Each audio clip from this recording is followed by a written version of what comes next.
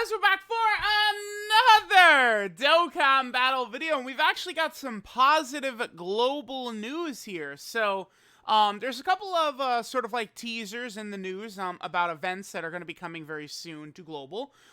Version Z, of course, but then we also have LR Super Janemba is going to be coming as well. Now, this is obviously very good. LR Janemba is one of the best units in the game. I don't know. There's people who act like he's not good, which is just, again, it's insanity. I mean, this is one of the best units in the game, easily, for free. Like, there's no doubt about that. But, I mean, why exactly they decided to push this guy, you know, months after Gogeta doesn't really make sense. I figured this was going to happen. As soon as we saw that LR Tech Gogeta was going to drop in November, and then Janemba was not, it became very clear to me that they were just going to do what they did last year with Blue Goku and Vegeta and Jiren, and, you know, they were going to put, you know, Janemba sort of in this Jiren slot towards the end of January. So that is the case. So, again, if you've been watching me for the past 2 months, I've been telling global players middle to end of January is when I'm expecting LR Janemba to arrive. And here he is. And again, it makes no sense. It's stupid, it's moronic, it's dumb, it's asinine. LR Janemba should have just dropped in November.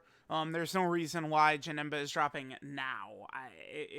I don't know. It's very, the global release pattern, like, now that, like, they've sort of, like, done a bunch of it, we can, I think, effectively look at it and say, what in the hell are you guys thinking? Like, it's terrible. The order, there's not, like, some grand, like, oh my god, like, oh, that's what you guys are doing. No, it's just foolish.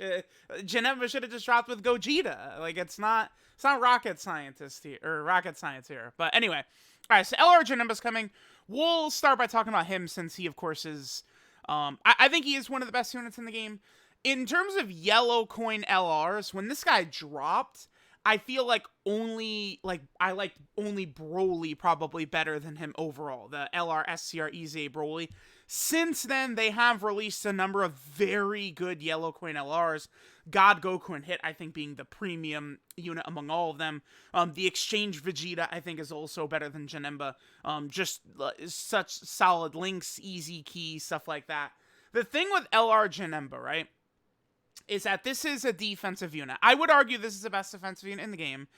My main argument for him, Janemba, being the best defensive unit in the game, is that his defense is encompassing the entire game, right? Many characters, let's just use UI Goku, you know, who I think is still the best unit in the game, right? You could point to UI Goku and you could say he's an amazing defensive unit, right? That dodge, Super Battle Royale Battlefield, he tears it up. But when you get to the end of legendary events, dodge is canceled. So UI Goku, he's not exactly a complete fish, but, like, if Evolution Blue Vegeta super attacks him, you're dead, right? Like, you're done. That's how it goes.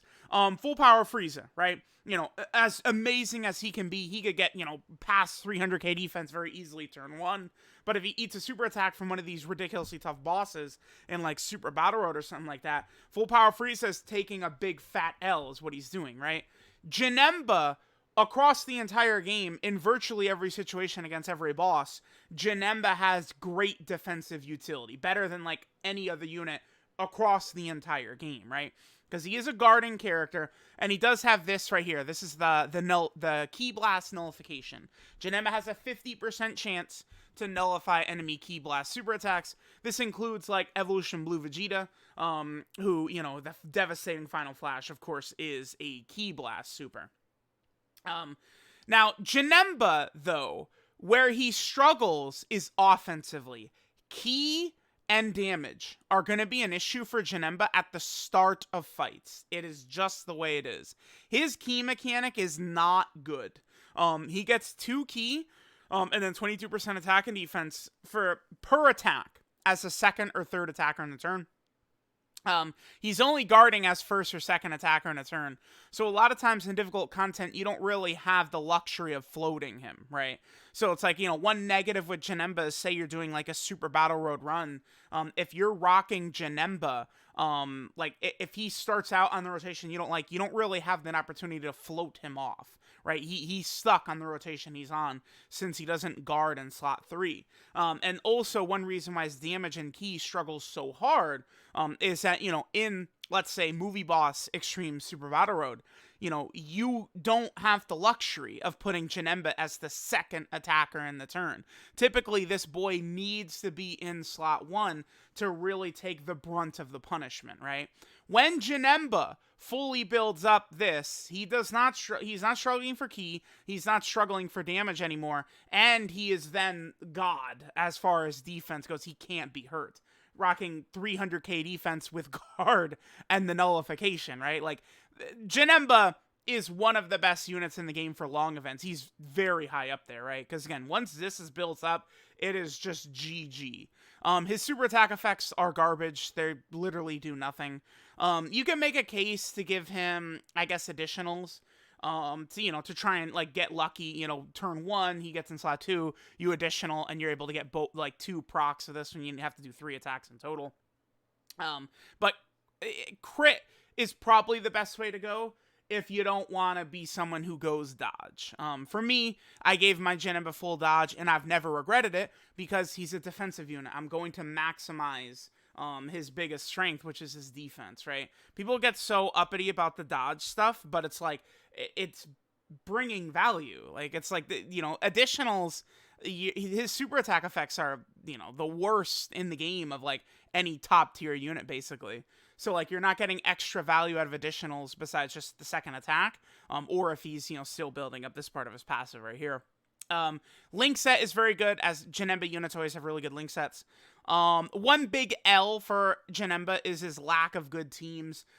Movie bosses, is eventually going to get there. I think one problem with movie bosses is they keep forcing Broly as a leader of this team, and it's like he doesn't have big bad bosses. It's like, Turles gets his EZA, movie bosses, it becomes insane, like insanity, right? Like, it's going to get there, and, the Dragon Ball superhero film comes out, like, the movie bosses is going to be good. But a bunch of these other teams, Transformation Boost is good. I don't really like running Cooler as a lead too much. Exploding Rage is a shitty team. Crota Body of Mine is a shitty team as well. Accelerated Battle, though, there's a couple of setups. You could go the new Super Saiyan 3 Goku. He's got Battle of Fate and Accelerated Battle. There's several units you could rock JANEMBA on. So, like, this team right here, and then movie bosses, are 2 good teams for JANEMBA, but he does have a lack of teams. He does also have this active skill, Rage Transformation. These really are pretty shitty. I don't really care when characters have these. They're just not really that impressive. It's like, past turn 6, sure, you can get like a Rage mode. It's fine, I guess. He does get an extra key per orb, which is good. And he does have the UI Goku and Evolution Blue Vegeta crit mechanic. But keep in mind that even though, like, the entire rotation is turned into this JANEMBA, they still are separate units. So this is where additionals would come into play.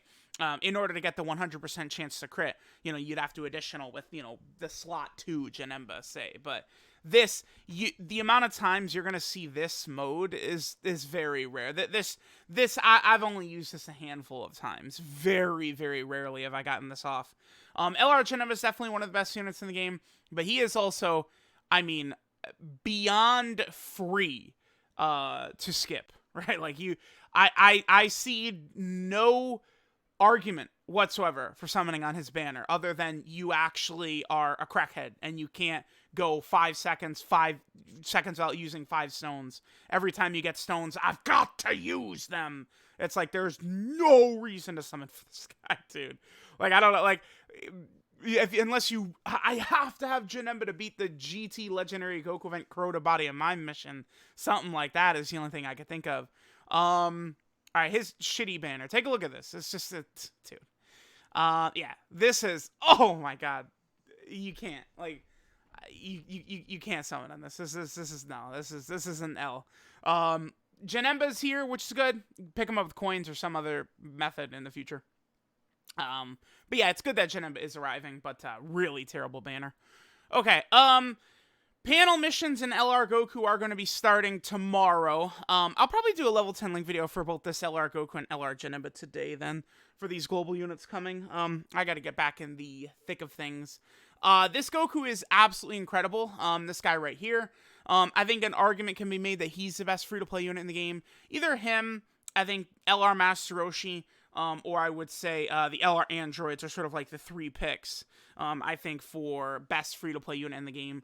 This guy is amazing in a lot of ways. He's got a good support.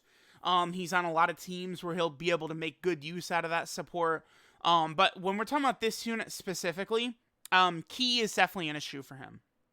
I think you'll find that it is very difficult for this guy to hit his 18 key super attack, because the only key he's getting is this right here, and then 3 key when attacking extreme class enemies. Besides that, this guy does really struggle for key. And it's like, you know, his stats are good. His defense is really good. He's able to do good damage, and he's got his support. But it's like, just if we're talking about Roshi with his stun, seal, revive, active skill, dodge, support, it's like so much. He just has so much utility that he's bringing to the table that it's difficult for me to put another free-to-play unit above Roshi. But this guy is really good.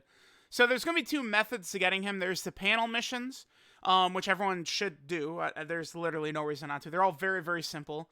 I've done a video already on them. I'll probably do another video on the panel missions once they actually drop, probably. So you want to make sure to get these done. Plus you get, up to 77 stones from doing all of them, including a bunch of other resources to max out this Goku. It's intended for, like, new players to the game, right, is kind of what they're doing with that. Then, of course, there's the introduction of sort of the Dragon Ball story events right here. The Saiyan Saga one is pretty good. It's just the Saiyan Saga story event repurposed, basically with this Goku added in right here. He drops as a TUR, by the way. You only get 1 copy of the SSR. That is from the panel missions, I believe, and some medals to awaken the SSR. But he drops as an actual TUR, which it's going to make leveling up base form Goku in the future just a complete joke. And then they add medals to awaken him to LR as well. But you're not going to have to grind these medals out from the story. The panel missions gives you everything you need to get him to LR. So definitely keep that in mind. There also is a new support memory as well. The Goku and Piccolo, Nimbus racing off to go stop Raditz. What they do with these Dragon Ball story events is each stage has like a condition, right? It's like beat it with certain types of category characters or characters that have a certain link or something like that. And, each stage has one of these. And then, you'll be able to, do all the stages, do all those missions, and then you'll get the support memory. This one is not bad. It gives 2 key to all allies for the first 2 turns. It's definitely not a terrible support memory by any means. And then the last thing that's coming is also this. They're dropping the cost to change abilities in the hidden potential system from 10 stones to 1.